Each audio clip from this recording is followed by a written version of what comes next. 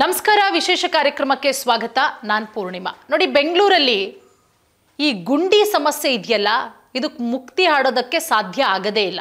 ಯಾವ ಸರ್ಕಾರ ಅಧಿಕಾರಕ್ಕೆ ಬಂದರೂ ಕೂಡ ಈ ಗುಂಡಿ ಮುಕ್ತ ಸರ್ಕಾರ ಮಾಡ್ಬಿಡ್ತೀವಿ ನಾವು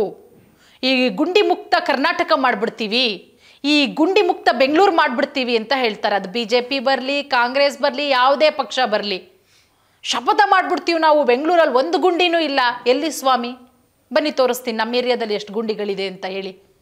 ದಿನಕ್ಕೆ ಒಬ್ಬರಾದರೂ ಗುಂಡಿಗೆ ಬಿದ್ದು ಸಾಯ್ತಾ ಇದ್ದಾರೆ ಬೆಂಗಳೂರಲ್ಲಿ ಆ ಗುಂಡಿಗೆ ಬಿದ್ದು ಅವ್ರ ಮೇಲೆ ಬಸ್ ಹರ್ಕೊಂಡು ಹೋಗಿ ಎಷ್ಟು ಸಾವು ನೋವುಗಳಾಗ್ತಾ ಇದೆ ಇದಕ್ಕೆ ಯಾವುದೇ ಸರ್ಕಾರ ಬರಲಿ ಯಾವ ಗ್ರೇಟರ್ ಬೆಂಗಳೂರು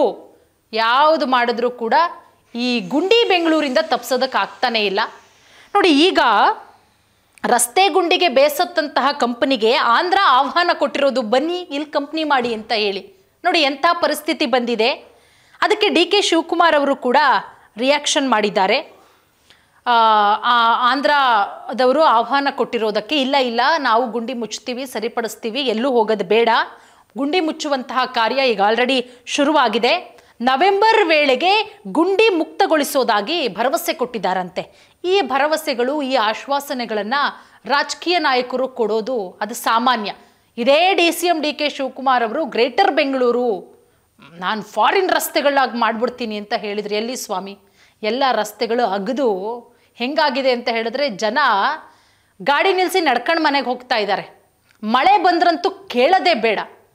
ಮತ್ತೊಂದು ಕಡೆ ನೋಡಿ ರಸ್ತೆಯಲ್ಲಿ ಗುಂಡಿ ಅದರ ಜೊತೆಗೆ ಧೂಳು ಸಿಬ್ಬಂದಿ ಕೆಲಸಕ್ಕೆ ಬರುವಂತಹ ಅವಧಿ ಕೂಡ ಹೆಚ್ಚಾಗಿದೆ ಕೇಳ್ತಾರೆ ಆಫೀಸಲ್ಲಿ ಒಂದಿನ 2 ದಿನ ಓಕೆ ಡೈಲಿ ಹಿಂಗೆ ಅಂದರೆ ಅವರು ಇಲ್ಲ ಸ್ವಾಮಿ ನಾವು ಬರೋ ರೋಡಲ್ಲಿ ಸಿಕ್ಕಾಬಟ್ಟೆ ಧೂಳಿದೆ ಸಿಕ್ಕಾಬಟ್ಟೆ ಗುಂಡಿ ಇದೆ ಸಿಕ್ಕಾಬಟ್ಟೆ ಟ್ರಾಫಿಕ್ ಜಾಮು ನಾವು ಲೇಟ್ ಆಗುತ್ತೆ ಅಂತ ಎಂಪ್ಲಾಯ್ ಹೇಳ್ತಾರೆ ಹಾಗಾಗಿ ಲಾಜಿಸ್ಟಿಕ್ ಟೆಕ್ ಪ್ಲಾಟ್ಫಾರ್ಮ್ ಬ್ಲ್ಯಾಕ್ ಬಕ್ ಕಂಪನಿ ಈ ರೀತಿ ಹೇಳಿಕೆ ಕೊಟ್ಟಿದೆ ನಾವು ಬೆಂಗಳೂರಲ್ಲಿ ಇರಲ್ಲ ನಾವು ಬೇರೆ ಕಡೆಗೆ ಹೋಗ್ತೀವಿ ಇದಕ್ಕೆ ಪ್ರತಿಯಾಗಿ ಆಂಧ್ರ ಪ್ರದೇಶ ಸರ್ಕಾರ ತಮ್ಮ ರಾಜ್ಯಕ್ಕೆ ಬರುವಂತೆ ಆಹ್ವಾನ ಮಾಡಿರೋದಿದೆಯಲ್ಲ ಈಗ ಇದು ದೊಡ್ಡ ಮಟ್ಟದಲ್ಲಿ ಚರ್ಚೆಗೆ ಕಾರಣ ಆಗ್ತಾ ಇರೋದು ಇದೆಲ್ಲದರ ಬೆನ್ನಲ್ಲೇ ಕಂಪನಿಯ ಹೇಳಿಕೆ ಬೆನ್ನಲ್ಲೇ DCM ಡಿ ಕೆ ಶಿವಕುಮಾರ್ ಅವರು ಇಲ್ಲ ಬೇಗ ನವೆಂಬರ್ ಒಳಗಡೆ ರಸ್ತೆ ಗುಂಡಿಗಳನ್ನು ಮುಚ್ತೀವಿ ಯಾವುದೇ ರೀತಿ ಸಮಸ್ಯೆ ಆಗಲ್ಲ ಅಂತ ಹೇಳಿ ಭರವಸೆಯನ್ನು ಕೊಟ್ಟಿದ್ದಾರಂತೆ ಬಟ್ ಈ ಭರವಸೆ ಯಾವಾಗ ಈಡೇರುತ್ತೆ